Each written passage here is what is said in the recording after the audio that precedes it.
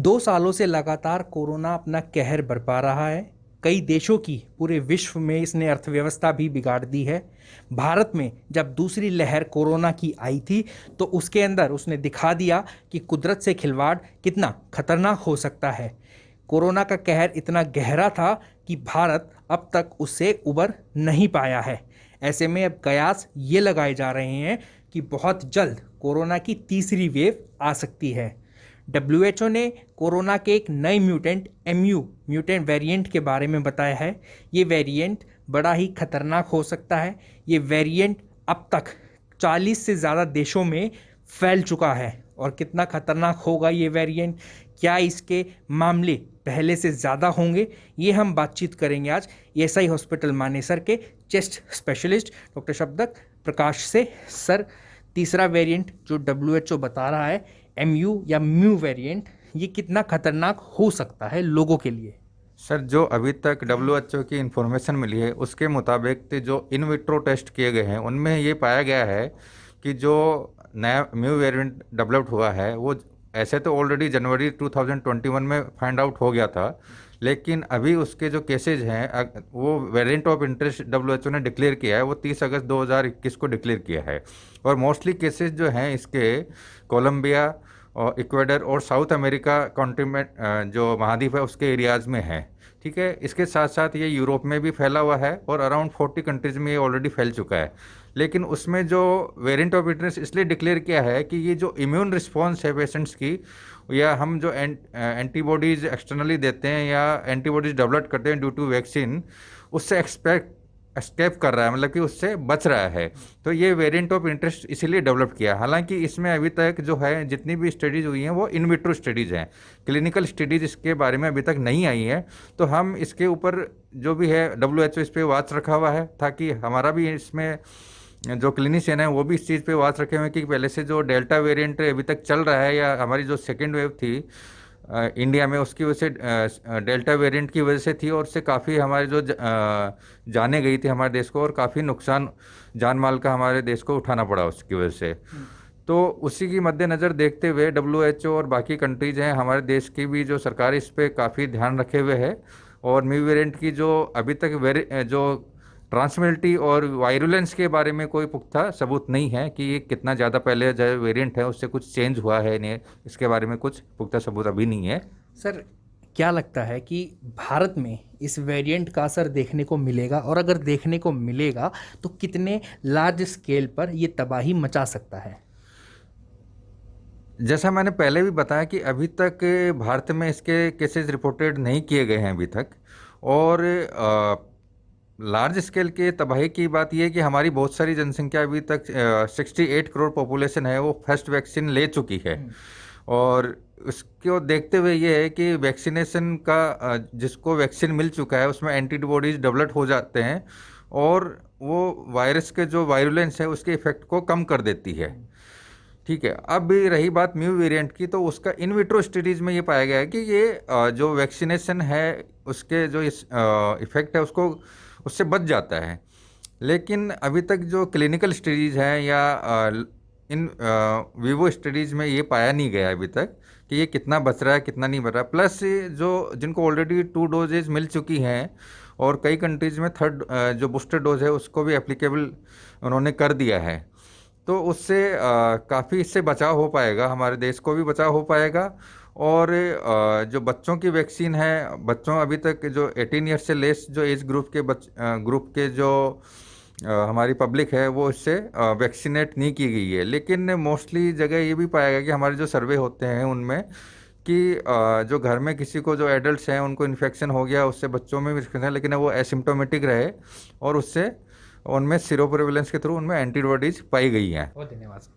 तो डॉक्टर भी यही बात हमेशा, इस बात के ऊपर हमेशा से ही जोर देते रहे हैं कि आप मास्क ज़रूर लगाइए, चाहे कोई भी कोरोना का वेरिएंट हो, कोई भी वायरस हो, एयरबॉर्न डिसीज़ हो, मास्क आप अपना लगा करके रखिए। और कोरोना के लिए जो सरकार ने वैक्सीन प्रोग्राम, जो वैक्सीनेशन प्रोग्राम चलाया है उसके अंदर आप बढ़ चढ़ कर हिस्सा लें, ज़्यादा से ज़्यादा वैक्सीन लगवाएं, अपनी दोनों डोसेस लगवाएं और भीड़ भाड़ वाले इलाकों में बेवजह जाने से बचें। कोरोना के लिए सिर्फ एक यही कारगर हथियार है। देश के अंदर कोविड की दूसरी लहर जो है वो लगभग समाप्त होने को है, लेकिन इसी बीच WHO की तरफ से जो नया अध्ययन अलग अलग वेरिएंट पे किया जाता है, संक्रमण को लेकर किया जाता है, उसमें कुछ नई चीज़ें सामने आई हैं। क्योंकि कोरोना संक्रमण से जुड़ता एक नया वेरिएंट M2 जो है वो कहीं ना कहीं स्टडी के अंदर पाया गया है। लेकिन क्या वेरिएंट है ये भारत के अंदर, क्या इस पर कोई खोज की गई है या ये वेरिएंट पाया गया है, तमाम चीज़ों पर बातचीत करेंगे। हमारे साथ सीनियर डॉक्टर एच के खरबंदा जी मौजूद हैं, उनसे बातचीत करेंगे। खरबंदा साहब, WHO ने एक नया जो वेरिएंट है वो ट्रेस किया M2। अगर हम भारतीय भाषा में बात करें, क्योंकि दूसरी लहर जो अभी लगभग कमज़ोर है, लेकिन M2 की अगर बात करें, क्या उसका कोई यहाँ पर संक्रमण मिला है जो WHO ने संकेत दिए हैं, या इस पर कोई स्टडी हुई है? क्या है ये पूरा मामला? देखिए, ये MU वेरिएंट है, ये जनवरी में मिला था, पहली बार कोलंबिया में मिला था और अब तक 39 कंट्रीज़ में मिल चुका है। तो पहले अब इसको बिल्कुल ताज़ा WHO ने वेरिएंट ऑफ इंटरेस्ट शो किया है, क्योंकि 39 कंट्रीज़ में इसके जीनोम स्टडी में इसके वेरिएंट की पहचान हुई है। तो देखिए, इसमें ऐसा होता है, एक तो हम कहते हैं वेरिएंट ऑफ कंसर्न, एक हम कहते हैं वेरिएंट ऑफ इंटरेस्ट। अभी WHO ने इसको वेरिएंट ऑफ इंटरेस्ट, इसमें इंटरेस्ट शो किया क्योंकि ये म्यूटेशंस हैं इसमें काफ़ी। तो देखिए, जब भी वायरस ज़्यादा म्यूटेट करता है, म्यूटेशन का मतलब है ये अपना रूप बदल रहा है, बहुत ज़्यादा रूप बदल रहा है। देखिए, जैसे इंसान अपनी एग्जिस्टेंस के लिए लड़ता है, ऐसे ही वायरस भी अपनी एग्जिस्टेंस के लिए रूप नहीं बदलता है। हमने उनसे बचने के लिए वैक्सीन बना ली, अब वो वैक्सीन से बचने के लिए अपने रूप बदल रहे हैं। तो इसमें आने वाले समय में यही देखना होगा कि जो हमारी एग्जिस्टिंग वैक्सीन्स हैं वो इस वेरिएंट पे असर कर पाएंगी या नहीं, यही है बड़ा सवाल। बाकी फ़िलहाल चिंता का विषय नहीं है, क्योंकि अगर ये जनवरी से अब तक इतनी मारक क्षमता इसकी नहीं रही है तो अब आगे भी होने के चांसेस कम हैं। ये डेल्टा से ज़्यादा मारक नहीं साबित हुआ है, अगर मारक होता तो ये डेल्टा को सुपरसीड कर जाता। और जैसे कि ये सेकंड वेव बिल्कुल बॉटम पे जा रही है, ऑलमोस्ट नेग्लिजिबल केसेस रह गए हैं, 30 से 35 हज़ार केस आ रहे हैं रोज़ाना भारत में। तो उस लिहाज से देखते हुए ये मैटर ऑफ कंसर्न नहीं है, लेकिन मैटर ऑफ इंटरेस्ट ज़रूर है, क्योंकि इसकी म्यूटेशंस बहुत ज़्यादा हैं। बाकी एक बात और है कि अब हम जीनोमिक स्टडीज़ ज़्यादा करने लग गए हैं सब जगह, भारत में भी, इसलिए ऐसे ऐसे नए कई वेरिएंट्स आगे आते रहेंगे। ये मैटर ऑफ इंटरेस्ट रहेगा, लेकिन अभी तक इस पर नज़र रखने की ज़रूरत है। एक बात और है, अपनी कोरोना अप्रोप्रिएट बिहेवियर अभी हमें जारी रखना होगा। और एक दो दिन पहले एक और स्टडी आई थी कि जिन लोगों को ऑटो इम्यून डिसऑर्डर्स हैं उनको वैक्सीन की सेकंड डोज लगने के बाद भी पूरी प्रोटेक्शन नहीं मिलती है। तो कई कैटेगरीज अभी ऐसी हैं, स्टडीज़ हो रही हैं। तो आम जनता के लिए यही मैसेज है कि अपना मास्क अभी जारी रखें और गैदरिंग्स में जाएं तो पूरे कोरोना अप्रोप्रिएट बिहेवियर अपनाकर ही गैदरिंग अटेंड करें, तभी बचाव है। डॉक्टर साहब, जिस तरीके से कहा जा रहा है कि 39 से 40 देशों के अंदर ये जो वेरिएंट है वो पाया गया है या उसको ट्रेस किया गया है, तो क्या माने कि इंडिया के अंदर भी इसके ऊपर जो स्टडी है वो शुरू हो चुकी है? जैसे कि आपने कहा कि ज़्यादा इससे कैसे डरने की ज़रूरत नहीं है, लेकिन फिर भी क्या किया जाए, लोगों के लिए क्या मैसेज है? किस तरीके की स्टडी इस पर होगी या इस पर जो खोज आने वाले समय के अंदर की जाएगी, और अगर कोई बात है तो बचाव कैसे किया हो जाएगा? देखिए, कोई भी नया वेरिएंट आए, आम जनता को ये बहुत ज़्यादा इंटरेस्ट नहीं होना चाहिए कि कौन सा वेरिएंट आया है। आम जनता को सिर्फ इतना समझना है कि मास्क कब तक पहनना है। मास्क बहुत इम्पॉर्टेंट है। अगर आप N95 मास्क पहनते हैं और खाने से पहले आप हाथों को अच्छे से साफ़ कर लेते हैं, ये दो परहेज़ अगर आप कंटिन्यू रखते हैं तो आप कोरोना वायरस के साथ साथ अन्य सभी वायरसेस से बच सकते हैं। तो मुझे नहीं समझ आता इतना सा परहेज हम सदा के लिए क्यों ना रख लें। कोरोना वायरस तो अब हाशिए पे जा रहा है, लेकिन तीसरी लहर की संभावनाएं समय समय पर कई विशेषज्ञ जताते रहते हैं। तो आम जनता को सिर्फ इतना समझने की ज़रूरत है कि ऐसे वेरिएंट, आज MU आया है, कल को कोई नया आएगा, तो आप उन नामों में फेर में न पड़ें। और कोरोना अप्रोप्रिएट बिहेवियर, जब तक सभी विशेषज्ञों की ओर से आपको ये नहीं कहा जाता कि अब आप ये बिहेवियर छोड़ सकते हैं, अब आप मास्क उतार सकते हैं। डॉक्टर रवि गोडसे USA से, उन्होंने 2 अक्टूबर डेट दी थी मेरे साथ बातचीत में कि 2 अक्टूबर के बाद ये मास्क उतर जाएंगे। तो हम भी होपफुल हैं कि अगले महीने तक जाके मास्क की ज़रूरत कम पड़ सकती है, लेकिन मेरा पर्सनल सजेशन सबको ये है कि हम मास्क पहने रखें और कोरोना अप्रोप्रिएट बिहेवियर अगर रखे रहें तो सभी वायरस डिजीज़ से बच सकते हैं। हाँ, वेव तब आती है जब अस्पताल भरने लगते हैं, जब लोग मरने लगते हैं, तब परेशानी की बात होती है, वरना अभी हमें कोई खतरे की बात नहीं है। वेरियस ऑफ इंटरेस्ट है, ये इंटरेस्ट हम साइंटिस्ट के लिए, हम डॉक्टर्स के लिए, हम जीनोमिक स्टडी के लिए है, ना कि आम जनता के लिए। कोरोना महामारी को लगभग 1.5 वर्ष से अधिक का समय हो चुका है और जिस तरीके से फिलहाल पूरे देश में अगर हम चाहे वो साउथ स्टेट्स की बात करें या फिर हम उत्तराखंड की बात करें तो कहीं ना कहीं खतरा एक बार फिर से बढ़ता हुआ दिखाई दे रहा है और WHO ने अभी हाल ही में एक नया वेरिएंट कोरोना का ट्रैक करना शुरू कर दिया है जिसका नाम WHO ने MU दिया है और अब तक इस नए वेरिएंट के लगभग 40 से अधिक देशों में 4000 से अधिक केसेस मिल चुके हैं। अब देखने वाली बात यह है कि जिस तरीके से अभी भारत में और साथ साथ तमाम राज्यों सहित उत्तराखंड में दूसरी लहर के अभी खत्म ना होने की जो आशंका है वो लगातार बनी हुई है और तीसरी लहर को लेकर भी विशेषज्ञ लगातार चेता रहे हैं। अब कितना किस समय तक जो फिलहाल विशेषज्ञ कह रहे हैं कि केसेस बढ़ सकते हैं और वापस जो स्थिति से हम अभी उभरे हैं वो हमें देखने के लिए मिल सकती है, उसी को लेकर हम फिलहाल मौजूद हैं राजधानी देहरादून की वरिष्ठ स्त्री रोग विशेषज्ञ श्रीमती तरुश्री वर्मा जी के पास और उनसे जानने की कोशिश करेंगे कि फिलहाल डॉक्टर्स की क्या राय है, क्या प्रिकॉशंस, क्या सावधानियां रखकर हम फिलहाल जो कोरोना की तीसरी लहर एक तरीके से दस्तक दे रही है उससे बच सकते हैं। मैम बहुत बहुत स्वागत है आपका हमारे चैनल पर और मैं सबसे पहले आपसे यही पूछूंगी कि कोरोना को जिस तरीके से अभी हम 1.5 से 2 साल हो गए हैं लगातार फेस कर रहे हैं, अलग अलग म्यूटेशन सामने आ रहे हैं। अभी एक नया म्यूटेशन जो WHO ने दिया है वो MU करके दिया गया है, B1621 म्यूटेशन उसको कहा गया है, जनवरी में सबसे पहले ट्रैक हुआ था। क्या कहेंगे आप इन म्यूटेशंस के बारे में, इन अलग अलग वेरिएंट के बारे में, डेल्टा प्लस वेरिएंट के बारे में आपको क्या लगता है? थोड़ा सा जो बताइए हमारे दर्शकों को, ताकि दर्शकों को जो प्रारूप है इस वायरस का कितना घातक यह है उसका थोड़ा सा समझने में उनको आसानी हो। जी धन्यवाद। इस इंटरव्यू के माध्यम से मैं स्त्री रोग विशेषज्ञ जो गर्भवती महिलाएं हैं या जो ऑल लेडीज़ हैं उनको मैं अगर जागरूक कर पाती हूँ तो इस इंटरव्यू का उद्देश्य पूरा होगा। आप बिल्कुल सही कह रहे हैं, कोरोना हम लोग लगभग 2 साल से जूझ रहे हैं, अलग अलग वेरिएंट आ रहे हैं। इसमें सबसे ज़्यादा कंसर्न रहता है गर्भवती महिलाओं के लिए, क्योंकि वो एक नहीं 2 ज़िंदगी होती हैं, उनके अंदर भी एक बच्चा पल रहा होता है। हमें सिर्फ एक ज़िंदगी नहीं 2 ज़िंदगी का ध्यान रखना पड़ता है। तो सबसे पहले तो मैं यही कहूँगी कि वेरिएंट तो हर वायरस कुछ टाइम बाद म्यूटेट होता रहता है।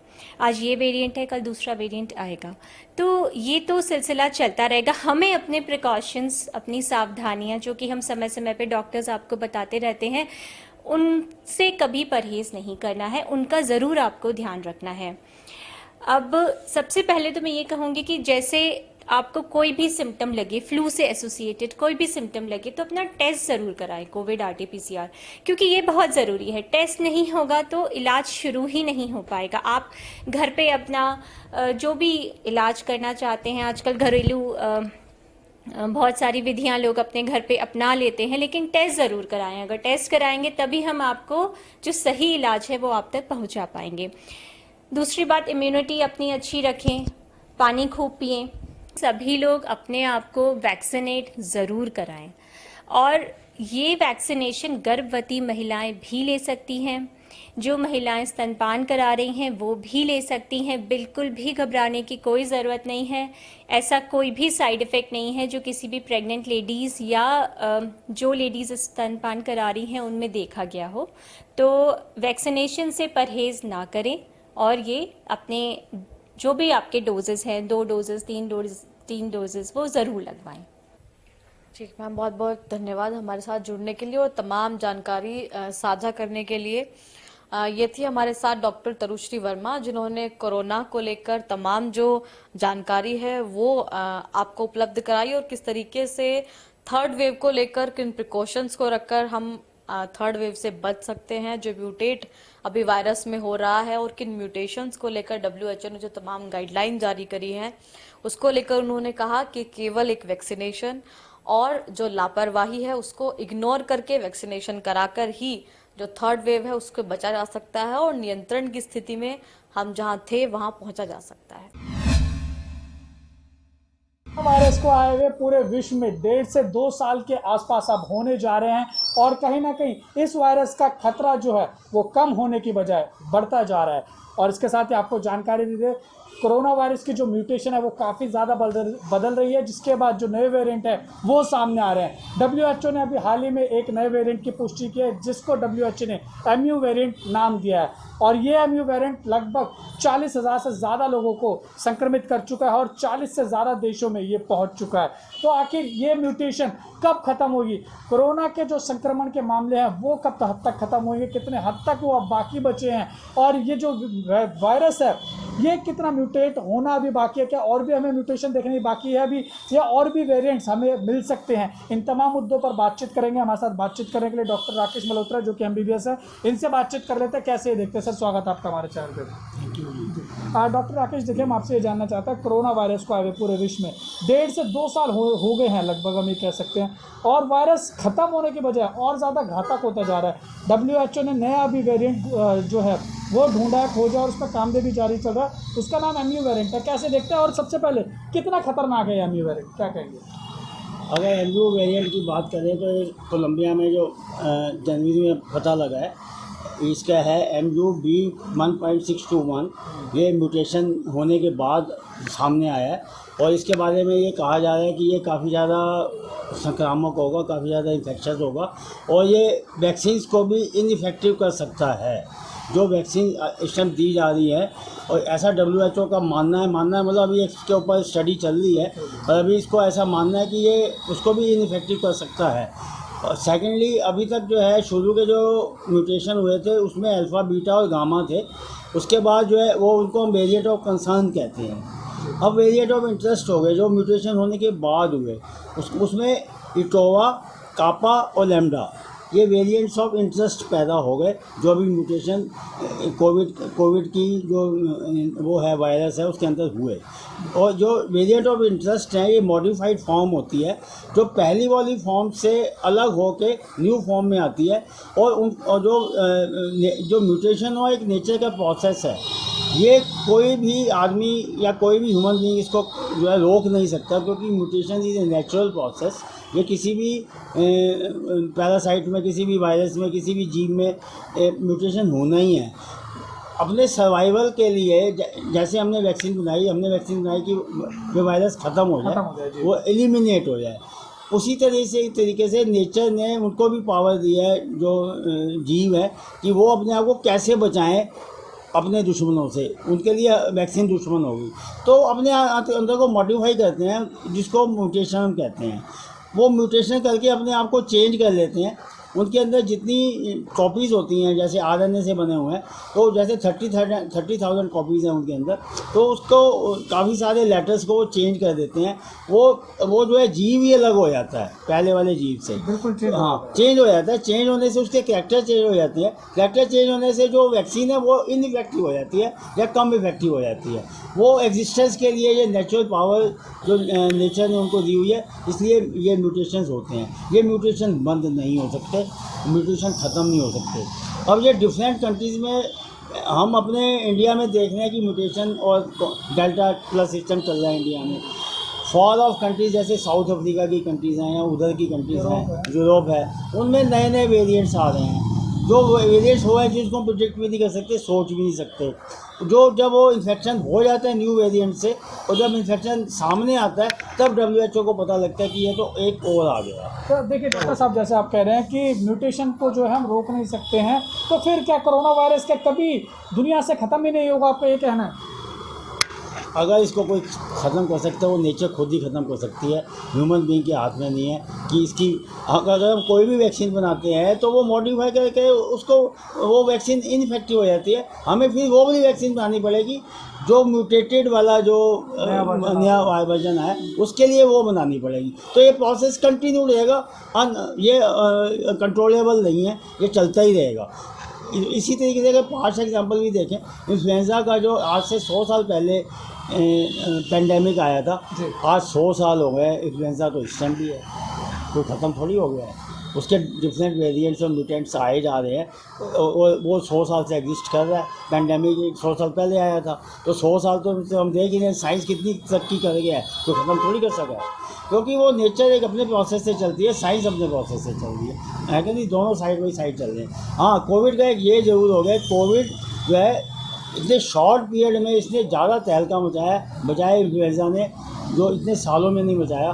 कोविड जो है ना डायरेक्ट अटैक कर रहा है लंग्स के ऊपर, निमोनिया करके और बॉडी के डिफरेंट सिस्टम्स को अफेक्ट करके। इसकी सिवियरिटी ज़्यादा है, इसकी जो है मॉर्टेलिटी ज़्यादा है, मॉर्बिडिटी ज़्यादा है इसके साथ, ह्यूमन बींग्स के साथ। तो इसलिए इसका जो है कोविड का जो कंसर्न है, जो डेंजर है, वो पहले वाले वायरसेस से ज़्यादा है। कोरोना महामारी को लगभग 2 साल पूरे होने वाले हैं, लेकिन अभी भी कोरोना ख़त्म नहीं हुआ है और आशंका ये है कि कोरोना की तीसरी लहर भी आ सकती है।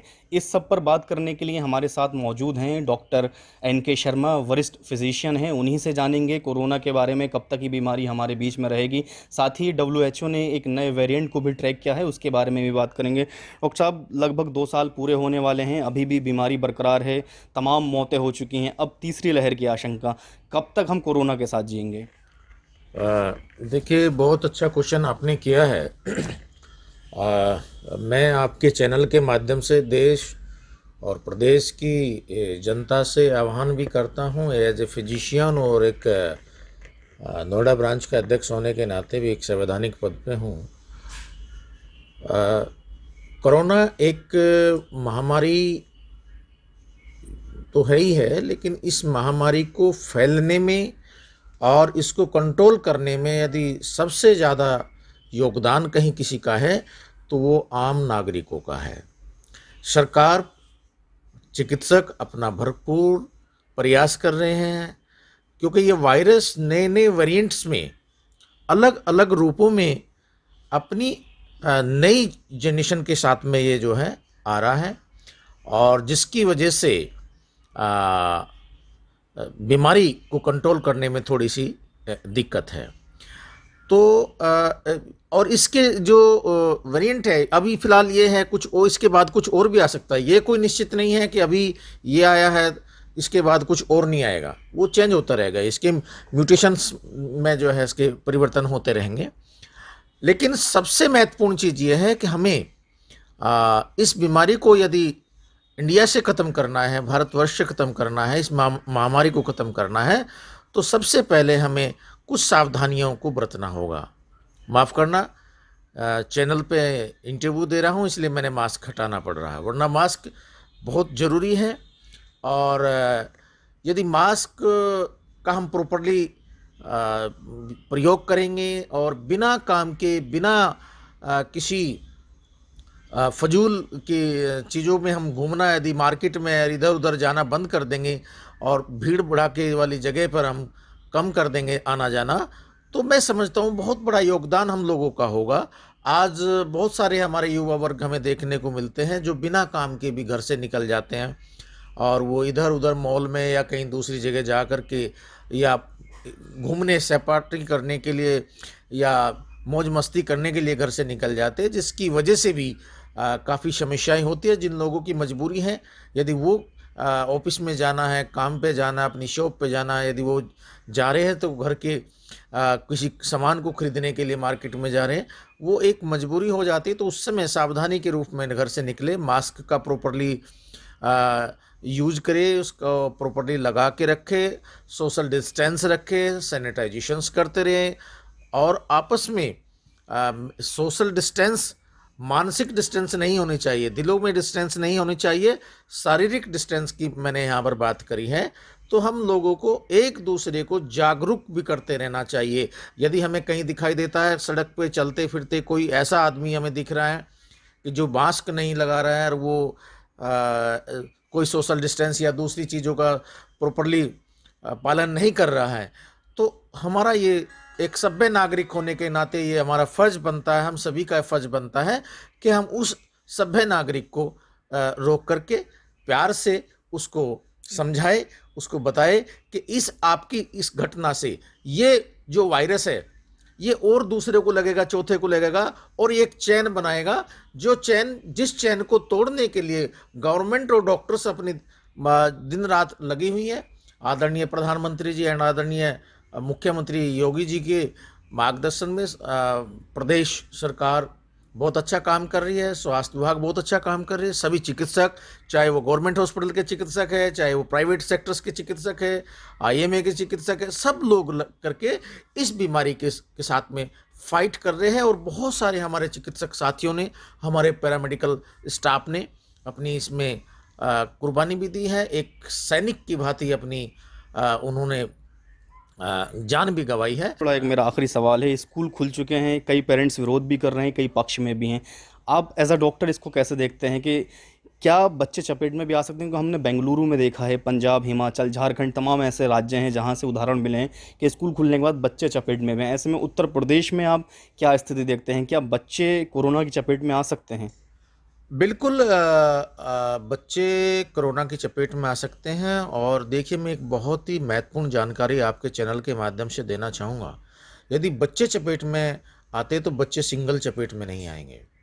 बच्चों के साथ में जो बच्चों के पेरेंट्स होते हैं, क्योंकि हॉस्पिटल के अंदर जब बच्चे को मान लें एडमिट करते हैं और या बच्चे को हम लेके जाते हैं तो माँ बाप साथ में जाते हैं या दादा दादी भी साथ जाते हैं, पूरा परिवार उसकी चपेट में आ जाएगा। अस्पताल के अंदर भी मिलने वाले और ये सब चीज़ जाएंगे, तो मैं समझता हूँ ये बहुत घातक होगा।